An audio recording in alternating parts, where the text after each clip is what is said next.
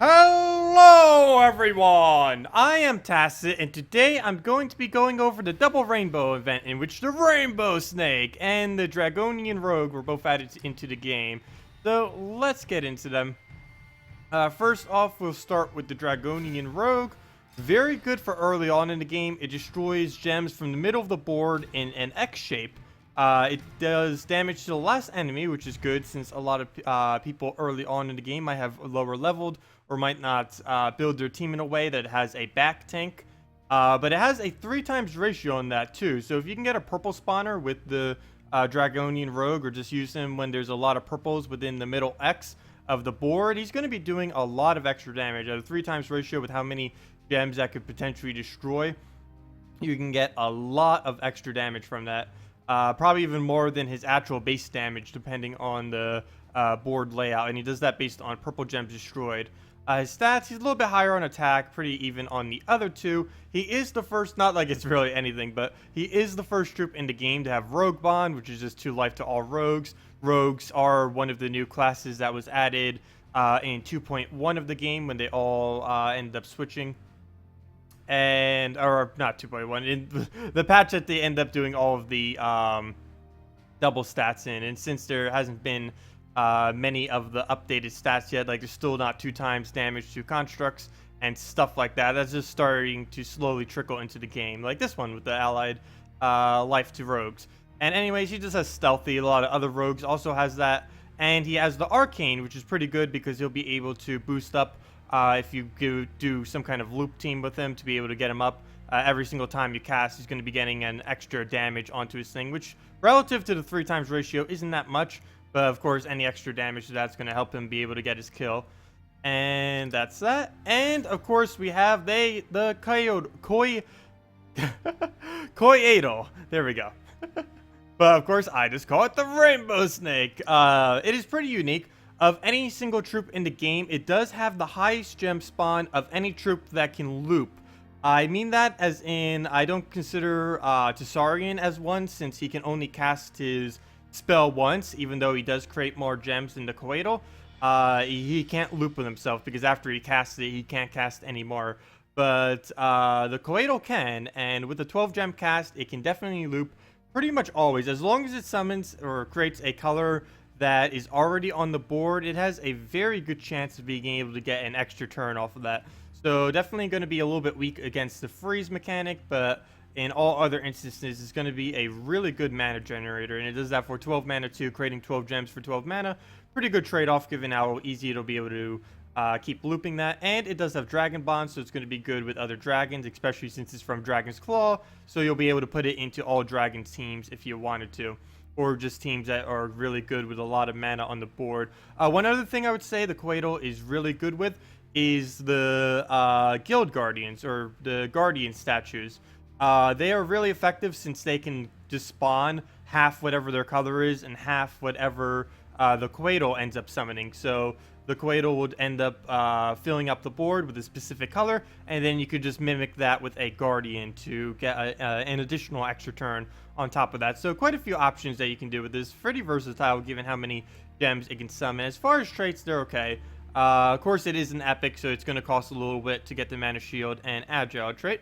But before we go into anything, I actually did get a custom one for this one. First one I did. We got the Rainbow Snake.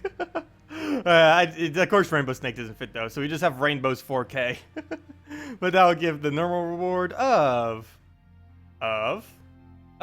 game load of 2 treasure maps, 1 gem key, 200 souls, and 2,500 gold. And since Dragon's Peak has so many troops already, let's do a quick overview of it. Or Dragon's Claw. Oh, I'm calling it Dragon's Peak. That's a fail. That's the name of my guild.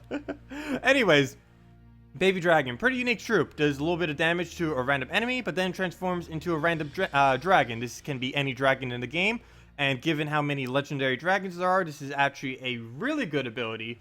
As far as Baby Dragon is concerned, though, you normally wouldn't use this in a team, mostly because you'd probably be better off just using the legendary dragon instead of hoping that it transform into something you need. And as far as traits are concerned, there's not really much you're going to be able to get out of it. It's definitely a good troop, but not really a good troop to just put into your team. What would be better is just to put in the dragon eggs in most instances, which summons a baby dragon, and then that baby dragon will transform into another dragon, and you can just keep doing that over and over again, and it's pretty effective at being able to survive. One thing about the dragon egg that should be noted is it does have 0 attack. All this attack is just from other bonuses, and it's similar to Fortress Gate in that it doesn't actually gain any attack at all from any form of leveling. Any attack it has is only from kingdom bonuses or guild bonus or anything like that. And it does have a 25% chance on death to also summon a baby dragon, which is kind of where that combo comes in. And the fact that this kingdom has a +2 red, +1 yellow banner is actually a really good combo with the dragon eggs plus baby dragon. Of course, we have the Quaidle, already just explained that. Dragonetti. I've been wanting a troop like this for ages. It's kind of like a the Hag, except a lot better. It deals damage to an enemy and then causes 1 to 5. Yes, it can do as many as 5 random stats effects. It's the only troop in the game that could theoretically cause every single stats effect in the entire game to be on a single troop. Of course, that'd be really hard to try to get every single stats effect on one troop, but it technically could if you got good enough luck and if the death mark doesn't end up killing it. But yeah, 1 to 5 stats effects. There's a lot of potential in all this cast, and at only 8, or her cast, I mean, and with only a 8 mana cost, it's going to be really good. Trait-wise, though, it is pretty bad. It will gain a little bit extra magic, but that won't really be doing much since it's just a physical damage 1-to-1. It does have fast, but given it's only 8 mana to begin with, you're going to get that mana anyways. So, really good ability on it, though. Dragonian Rogue, we already went over. Dragonmow, used mainly in red spawn teams. It deals damage to an enemy, and if there are 13 or more red gems, it'll explode all those red gems. The second part of the ability is extremely good. The first part, not so much, since doing that little bit of damage for how high of a mana cost it is a very, very bad exchange rate, and unless you're actually triggering the red explosions, is pretty much useless. And its traits are fairly similar in its uselessness. Dragontar, though, is very good. It destroys a column. You'll be getting all the mana from that. And then it gives all allies a bunch of attack and armor, boosted by the yellows destroyed at a 2x ratio. So it is going to be buffing your team like crazy. Of course, it only does it on dragons, so you'd likely need to use an all dragon or at least 3 dragons on your team if you are going to use the Dragontar. But still, if you're doing that, you'll be getting a huge boost. And it also has a 25% chance to summon the Dragonetti, which can do all those stats effects. So really good on that. You can use him as slight tank too between his armored and dragon bond boost. The Dragon Soul, the other Valkyrie. Currently, the only troop in the game other than Valkyrie that can get the max souls per match very easily. It explodes a bunch of random gems. This is based on magic. And it has 2 really good things that it does that is completely not based on magic. So even if you just pick this up randomly, like you can this week since it is the event, you'll have at least 8 damage, which is technically at least 11 damage because it counts as a dragon. It boosts by the number of allied dragons on the team at a 3x ratio. So of course, automatically itself, that is 11 damage just by default. And then if you have 2, it'll be up to 14. And of course, if you have a whole team, that would be as much as 20 damage. And it's really good because even if it has its magic reduced down to 0, as long as there's still 4 dragons on the team, it's still going to be doing 20 damage. So that is very powerful, especially early on in the game when you won't be doing nowhere near that much damage with how leveled and ascended and everything your troops are. But it definitely has a lot of potential. And on top of that, of course, what makes it like a Valkyrie is it does gain 10 souls per cast, which means 4 casts and you just reach the max per match, the 40 soul cap per match, and that'll be raised by whatever bonuses you have, and you'll be getting just as much as Valkyrie. As far as traits are concerned, they're okay. It does have huge, so it'll be able to survive a bit if you're using some kind of loop team with a bunch of 4x plus gem matches. And its possession has been reworked, and it's going to be reworked again. It was changed to a 25% chance to resurrect after death, which is exactly what Inferno Kings currently is. They had to change it from what it previously was because it was glitching too much. So probably next patch we're going to either be changing it back to that or changing it to something completely different, but we'll have to see. for now, well, I don't know. We'll just have to see. For now, it's just an Inferno King as far as its legendary ability is concerned. And Visk. Visk is a hard yellow mana counter. It does damage to an enemy. It does that same bonus damage to all enemies that use yellow mana and then burn them. So will be good against things with that have Mercy in it that are likely feeding a bunch of yellows. Unfortunately, there are a lot of yellow troops that actually have immunity to burning, which is going to be a bit of a problem since that's the second half of his ability. But really good, or overall a really good anti-counter to anything that uses yellow mana. He's also the only dragon in the game that uses stone skin, so that's a pretty big plus for him as well. So let's actually get into two teams now with the two new troops this week. Let's just go straight into this and switch over to the Dragonian. I'm going to be using the Green Seer Giant Spider Loop with the Dragonian Rogue and Ferret, both of which every single time they cast, they're both going to be gaining 1 magic. What also works pretty well is the fact that they both hit the last troop. So they're going to be focusing down the enemy team from the back and working their way. And many teams, especially later on in the game, it's extremely early and extremely late in the game, people don't tend to do it. But there's always tends to be a easy way in teams in the early game and late game to really take out the back troop. Because in early game, most people don't know that they need to set a back tank. And in the late game, no one really uses things like Ferret or other back-hitting troops that much anymore. So being able to just destroy the enemy team from the back can be pretty good. Like you can see, he put his highest mana cost on his entire team in his back slot. So we'll easily be able to make sure with our Ferret that he'll never be able to cast his ability. So let's get into this. We also don't use red, so we're using the Frozen Banner of +2 blue and +1 purple. We're also gaining an additional +2 purple for a total of +3 purple between our Giant Spider and our Ferret. So let's see what we can do off the starting board. For the most part, we are going to want to focus as many purple as we possibly can, just so we can get up our, well, just because we have the highest bonus on it. So we already got Green Syrup, so we'll be able to start looping on that as soon as it does its turn. Yes, we'll be able to use that right on red there. We don't even use the mana, so really good. Mana Surge. We'll be able to get a convert on those blues. That'll get up hopefully all 3 of them. Might be pretty close. Okay, not all 3. There we go. There's all 3. We can take skulls, but that probably wouldn't be a good idea. We want to make sure he takes it as much as possible. I'm probably just going to let it happen here. We'll do the backstab first. And then we will use this X. This does a X destroy from the middle of the map right there. And I don't even think we hit a single purple with that. But we did hit 3 skulls and an extra turn. Wow. That definitely had some cascade to it. So let's just get rid of these reds that we don't use. And we'll hopefully be able to follow that up with a giant spider somewhere. So I guess on blue will be sufficient. And as you can see, we're gaining 1 magic on both of them every single time we keep going with this loop. So we could technically just keep using these over and over again until both Ferret and the Dragonian... what's it called again? The Dragonian Rogue can actually one-shot them. So let's just take that. We'll leave the skulls there. And let's go for an X. He is the new troop after all. And as you can see, we just did 41 damage. We'll see in a second how much extra damage that actually was from purples. Well, we just lost our green seer. Luckily, our giant spider can just replace that out. What was that again? 41 or something I said? That is still a lot. Let's see. That would have been like 5, 6 extra purples that we got. That's a lot of extra damage, though. He did over 15 extra damage, or exactly 15 extra damage from that. So really big right there. Let's just convert out these yellow. We'll be able to cast that again. Of course, our green seer will be replaced out with that spider swarm.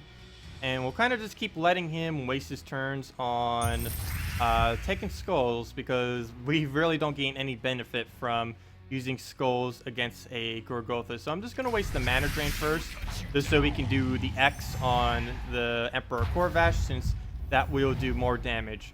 So let's just take that, get some of those purples. Might have wanted to keep in them there just for the extra damage, but I think the getting the mana like that was slightly more important. So let's just take out the X. It's really hard to tell exactly where that X is going to go. Normally, I've just been casting it whenever I just have it up. You might want to wait sometimes just so you can actually get the cascades off it. I don't know if it would always be worth doing that though. So right here, we're just going to take some browns. He's probably going to mana drain us though, because I didn't realize he has his core vash up. And of course, they can't target the new Dragonian Rogue since he has the stealthy trait. So we'll just take these reds right here. We got the surge on it, so we'll be able to poison them. Probably use that on the core vash just so we can get him down quicker. So let's actually do that. It's actually going to take out all of his armor, plus we'll get the poison. And hopefully, let's see, he'll take that. Skulls are still absolutely useless. So we'll just take on brown, convert those out, make sure Gurgultha or Corvash don't get them. Now would be a good time to X now that there are a bunch of purples. Let's see, we can actually count this out real quick since we already know exactly where it's going to be. It's going to be 1, 2, 3, 4, 5, 6, 7 purples that is going to hit. That is an additional 21 damage. So if I'm correct, that will kill and do 52 damage. Well, obviously it won't show 52 damage since it's going to kill, but that should kill him. Yes, there it goes. So that would have done 56 damage, which is quite a bit of damage for that. And it just keeps going higher and higher as we keep progressing. So here, we can actually see again how much it'll do. This is calculated real quick. We can see 1. Let's see, where's the middle? Yeah, right there. 1, 2, just 2 this time. So that would be... oh, he gains 1 magic 2 from his own cast. So if there's only 2, that's going to be 39 damage that this will do. Yep, there it goes. And of course, we got 3 damage from the skulls that it destroyed.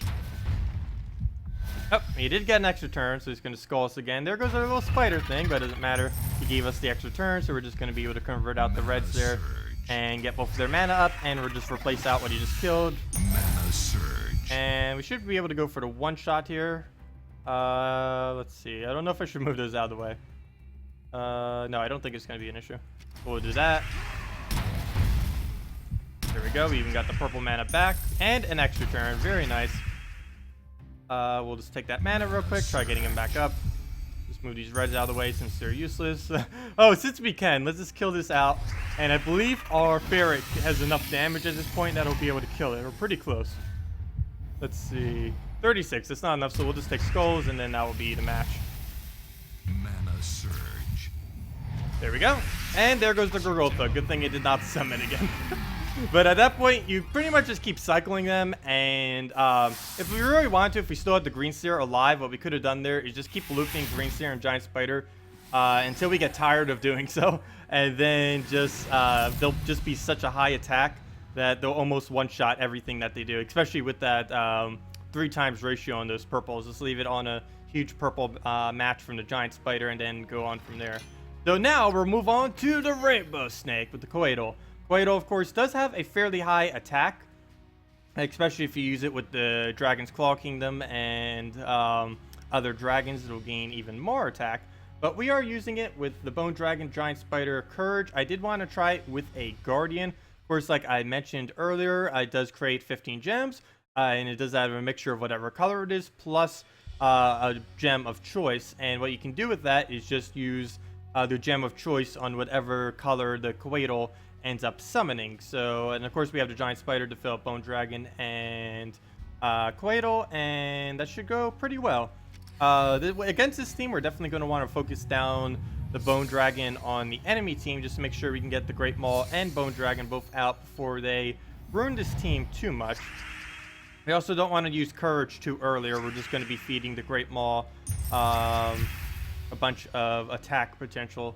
So right here, I don't know for sure if we should go for the skulls or the mana. I think I'm going to go mana here, mostly because we have such a huge purple boost with this team. I'm not going to let him take 2 skulls though, so I am going to take the second one, especially since we have the Courage bonus to go along with that, which gives, what is it, 3 attack and 3 HP, I believe, every single time we take skulls. Yes. So let's use our Coatl, regardless of what it goes on. We should be getting extra turn, as you see there. It did it on its own color. We got some skulls out of it, and now we can just keep looping the Rainbow Snake over and over again. And yep, there we go. Free extra turn. It is very, very, very likely that I'll hit an extra turn. Of course, sometimes it won't. But as long as the mana is actually on the board, it is a very high probability that 12 gems will trigger an extra turn somewhere. And there we go. Giant Spider gives both of them their mana. Of course, we'll want to use the Bone Dragon first. just to tear through his team, take out everything that's dangerous before we just give him a bunch of mana.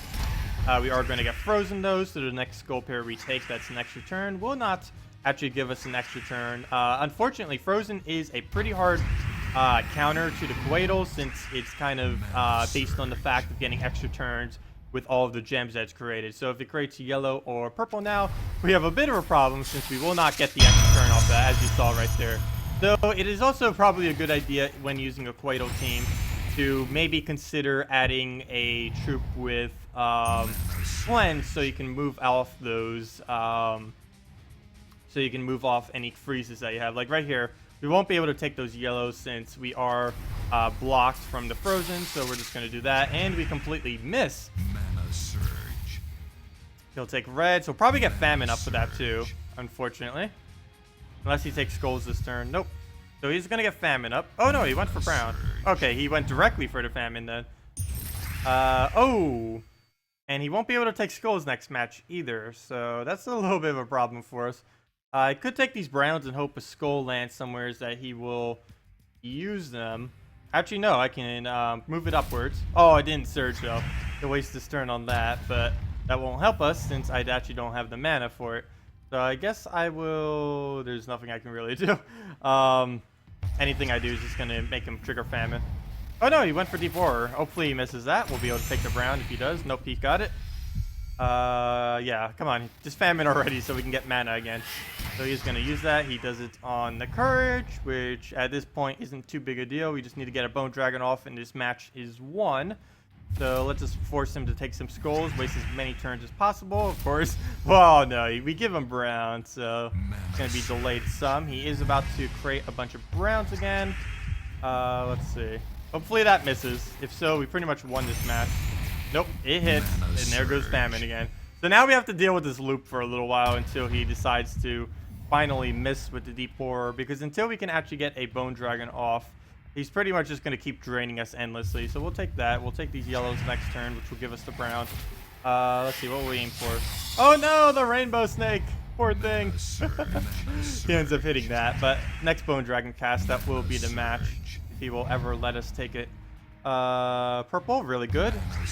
We can actually take that purple directly to the bone dragon now that the Quaidle is dead.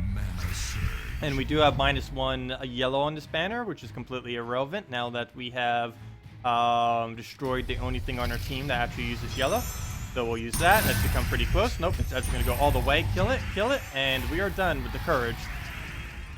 And there we go. Those are two teams that you can use with the new troops. Another combo that you could probably consider is the one I just did in the previous video, in which we just used 4 troops from the Dragon's Claw Kingdom. That works pretty good, especially early on in the game when you're actually getting 2-4 times bonuses, which will be helping a lot, increasing your stats up to a higher amount. But anyways, that will wrap it up for this video. For anyone in the United States or just looking for entertainment tonight, don't forget that the Hillary-Trump debate, the first debate that they're ever having against each other, is tonight. So you guys might want to check that. I definitely will be. It will definitely be interesting regardless of which side or neither side that you support. But anyways, that will do it for this video. Thanks for watching and have a wonderful day.